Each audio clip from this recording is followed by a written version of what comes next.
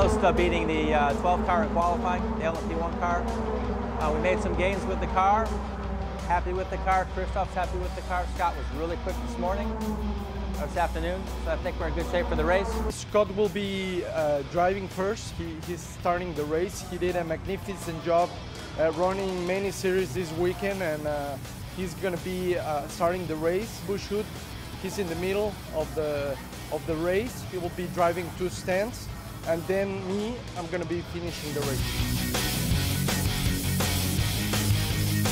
We're here at Road America race day, beautiful Saturday afternoon, and we're looking forward to the race. Today we're really hoping that we might be able to run hard after we get our minimum times in for both Christoph and Scott, and then run as hard as we can, protect the asset, and hopefully end up in the overall podium.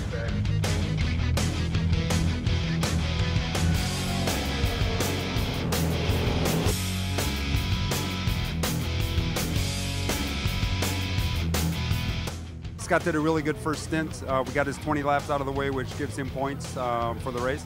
Christoph's now done enough laps to get points as well, so that's kind of our main mission. Now we're just trying to go as quick as we can. We've actually passed one of the LMP1 cars that had a problem, so we're 4th in that right now, but we have a couple LMPC cars ahead of us, so we're not quite on the overall podium yet, but cars running really well.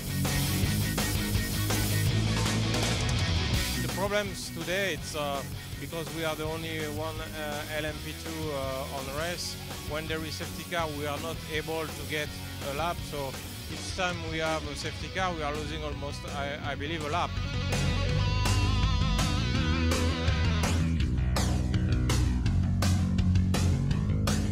Well, we just wrapped up the day here at Road America, and I hate to say it went as planned, but we were fortunate. We didn't have any issues.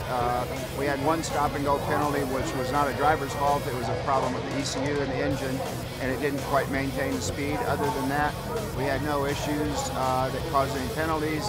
We had no issues on the whole week mechanically, and it was just a good all-round level 5 effort. But globally, I mean, I'm quite happy with the rest. We win our class. We finish the top 5. It's quite good. Scott Tucker, Leawood, Kansas.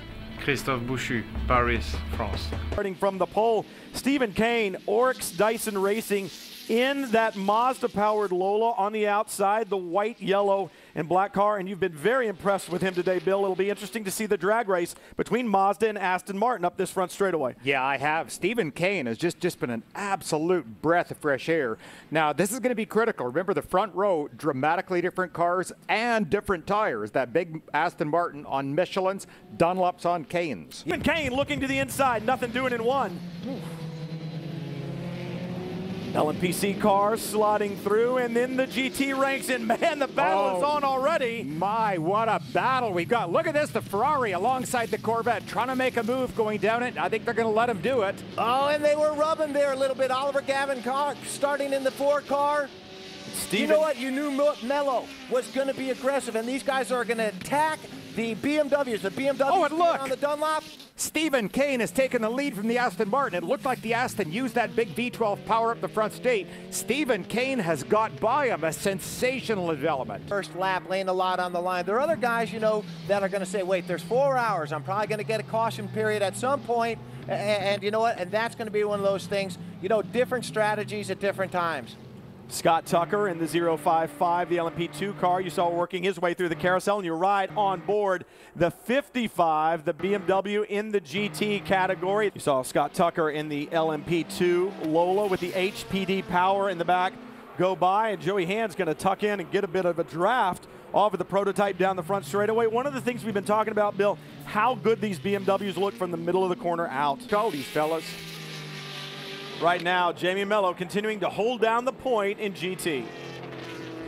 Well, it hasn't been completely smooth sailing for the 62 Risi Ferrari. They've been having issues with their clutch. It started early on Jamie Mello's first stint, but somehow it rectified itself. Then when Tony Vielander got behind the wheel, he was experiencing some pretty bad issues with it. It was slipping. The crew had him trying different things while he was driving to fix the problem because they didn't want to have to spend the extra time in pit lane. Last report from the team was, it seems to be okay for now at least.